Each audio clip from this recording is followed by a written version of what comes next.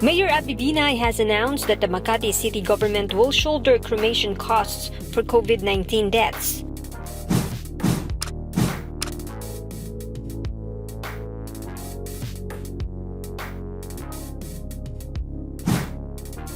Cremation costs $18,300 per person.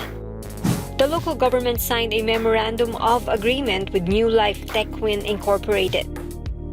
It will handle the cremation service for a year and will help the local government set up a temporary crematorium in Makati Park and Garden.